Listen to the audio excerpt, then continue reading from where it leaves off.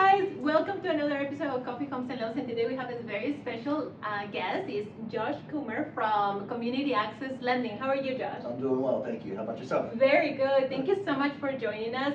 Turns out that we're in the same building, Yes. and our good buddy Chris put us in touch. Yes, So it's very good. So tell us a little bit about how long you've been doing mortgages and like a little snapshot of your company. Absolutely. So I've been in mortgage since 2000, so 23 years, and I absolutely love what I do. Yeah, I've worked all the way from the new home builders to independently owned mortgage companies, federally chartered banks, retail lenders, and now I'm a wholesale mortgage broker. Oh wow, very good. That's very exciting. And as you guys know, I'm with Movement Mortgage. So what makes us different is that you get to control a lot of the things that are coming when you get new loans, right? Correct. Like interest rates, products. Right. So we as a broker, we get a broker out to all the different banks instead of being only stuck to one, I guess. So it gives us more flexibility when you're talking on those alternative programs, like the DSCRs and the bank statements and those alternative. We have a lot more reach, if you will. Got it. Very good. And so, and what makes us different with Movement Mortgage is a bank, and they fund all of the loans in-house. Correct. So everything goes through there, and we have a little bit more access to some additional down payment assistance programs like Home is Possible. The culinary, the WISH program, and things like that. But you also have a good down payment assistance program. Yeah, so we have the Chinoa Fund.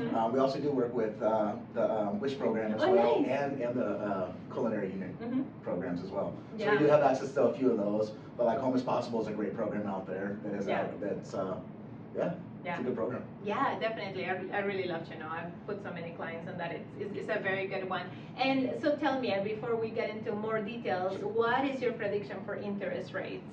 Prediction for interest rates. Oh God, that's a good one. That's a million-dollar question. Million-dollar question out there. I mean, for the economists that I've followed for a long time, they're saying probably right around May 10th, we're going to start seeing hopefully a little bit of a dip in stabilization, right? So I'm hoping to stabilize. I don't think anything crazy coming down.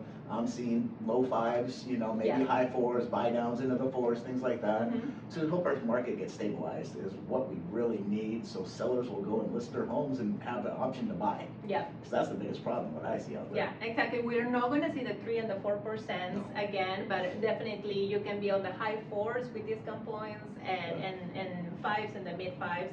And also most of the down payment assistance programs are most likely going to stay around the 6% mark because they tend to run a little high. Yeah, 6-7%. You'll see those up there. But I mean, free money, how can you argue, right? Yeah. And then the nice thing is that the economy doesn't have any like signs of necessary, or the housing market doesn't have any signs of crashing. If anything, all the inflation that happened in 2020 and 2021 is being stabilized, and it's more of an adjustment, right? So I completely agree with that. We're adjusting. It's a supply-demand issue, right? So we have the demand is equal with our supply at this moment, so we're not seeing a depreciation. Right.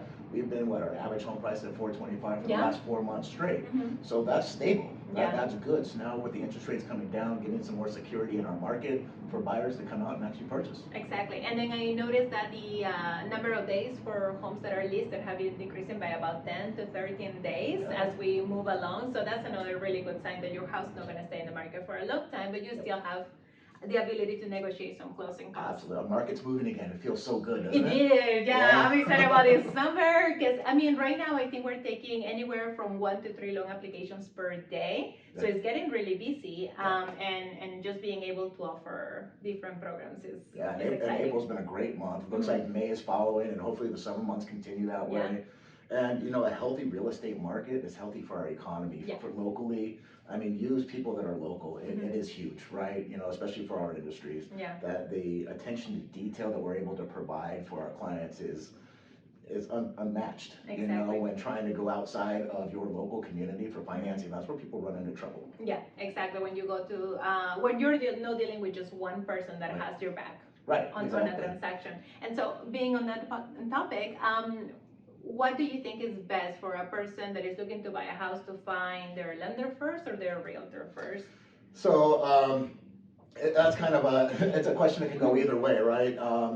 Financing is always where you want to go first, in my opinion, because you want to know where you can go, right? How far you can purchase, where you want to keep your monthly payment, and see the real, true, honest place of where you're at, not what somebody's telling you should be doing, right? So if you go to the lender first, you can dial that in before you end up in the real estate hands, and then your search is specific to what you want, not necessarily what the market is sharing right now. Yeah, and you can learn so much from being educated or getting that education from your loan officer, what the rates is going to be, what your monthly budget is, and instead of looking at homes for $400,000, look for the homes that are gonna be at $2,200 per month. Right.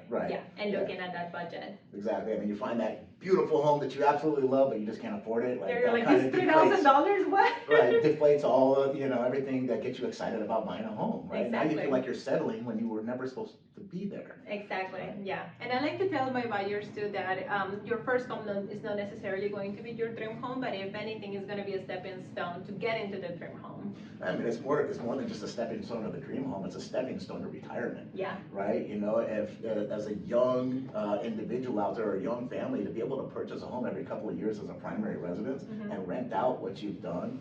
I mean, in 10 years, you could have 5 rental properties sitting there being paid off by others. And in 20, 30 years from now, when you're looking at retirement, you got $2 million in real estate assets. Yeah. Right? Without ever coming up with more than a minimum down payment. Exactly. Right? So there's so much advantage by speaking to a lender or somebody that's educated in the financial world of real estate that it's very beneficial as you grow. Yeah. As yourself and your family and retirement and let's be honest, Social Security is not going to be around when it's time for us to get it. Exactly. We need alternative methods, and that's what I like to teach out there to our consumers. Yeah, and that's very good. And also finding the right lender is like on our case, we know we can have a trusting relationship where we're going to have the client's best interest first. Right. Yeah. So we want to make sure that when you talk to your lender, they have a wide network of other lenders that where you're going to be, you know what, I don't think I can help you, but Josh has the great program for you, and you have, do you speak Spanish?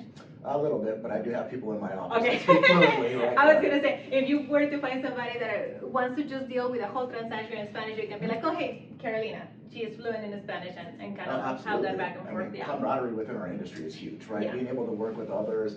I bring a lot to the table, you bring a lot to the table, and being able to share that with our community in a whole is huge. Yeah, that is very exciting. Yeah. And then how did you get into mortgages? Funny story. So at a young age, I started working in the restaurant industry. At about 15 years old, I went from dishwasher all the way up to general manager by the time I was 21. And I remember sitting there and I was like, well, is this all I'm ever really going to be?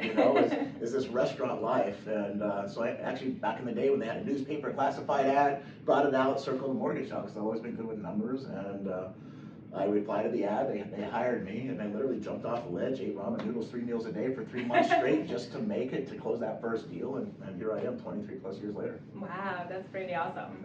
Yeah, that's really good to hear. And then any tips that you have for first-time home buyers? First-time home buyers, buy a home. Just buy it. Just get into that asset. Don't worry about what interest rates are. Get into something that you can afford, that is manageable, because it doesn't matter if market's up, down, rates are up and down. If you can afford that payment, you can sustain that. That's an asset that you own that you're going to pay off over time. Yeah, very good. And what about our investors that have been skittish with these interest rates? What are you afraid of? It's just an interest rate. Interest rates go up and down, right? You can always refinance when it gets more money, or when the market gets better on interest rates, but get that asset at a good price before prices start going up. Exactly. Yeah, because at the end of the day, the rents are also going up. Correct. So they offset the cost of an interest rate, and if you have a good return on investment, a good property manager, there's no brainer. And if it's a money thing, there's always great programs like Home as Possible or the Genoa funds to help with that down payment and closing costs. So it doesn't hurt to have a conversation to see where you're at. Worst thing you can do is say, no, it's not for me. Yeah. Right? Yeah, and then we also have the programs like DSCR where the property itself supports the monthly payment. So there's no income, just credit and property. Yeah. Bank statement loan for self-employed. I heard about one where you just show that one page of your bank statement. I mean, they went down to a 1 page. They got 3-month bank statement programs. We got asset depletion, right? If you have a ton of money in the bank, that could be the leverage that you need just to get the loan. So you might only need 2 months of bank statements. Yeah, so on asset depletion, I haven't done too many of those. I only looked into it for a little while. Can you use all your retirement accounts as your okay? Yes, you can. So they'll make you use a percentage of the retirement account instead of 100% of the value. And saying that if you were to cash it out early, you would make 60% of the value plus all of your other assets, and they'll put that over a 3-year period to give you an income. Very cool. See, learn something new. Well, thank you so much for joining us and all your expertise. We hope to have you soon. And thank you guys for tuning in. Leave your questions and comments below, and we'll love to answer them. Bye. Bye.